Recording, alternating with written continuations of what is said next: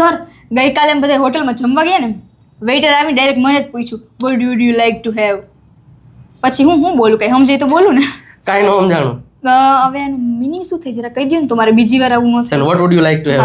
અચ્છા, તમે પણ જો મોટી મોટી હોટલમાં જમવા જશો ને તો તમને આવો પ્રશ્ન પૂછી લેશે, અથવા તો તમારા ઘરે મહેમાન આવે તો એ તમે આ પ્રશ્ન પૂછી શકો છો, સારું લાગશે.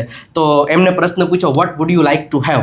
આનો મિનિંગ થાય તમે શું લેશો, ઠંડુ પાણી, જમવાનું, પીવાનું શું લેશો, બરાબર? તો એનો મિનિંગ એવો થાય હેવ, ડ્રિંક અથવા તો ઈટનો ઉપયોગ આવા શબ્દોમાં કરી શકાય છે. તો what would you like to have, તો what would you like to eat, what would you like to drink, આ એક ઓફર કરવા માટે તમારા વાક્યનો ઉપયોગ કરવાનો હોય છે. તો મહેમાન આવે તમે કહી શકો vote would you like to have, અને તમારે એનો જવાબ દેવો હોય ને કે હું છાશ પીવા માંગીશ, હું પાણીપુરી ખાવા માંગીશ, તો તમે એમ કહી શકો I would like to it panipuri, I would like to it pizza, I would like to it I would like to drink.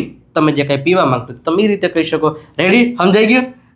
તમને પણ જો આવી અંગ્રેજીમાં તકલીફ પડે છે ને તો ફોલોનું બટન અત્યારે દબાઈ દેજો.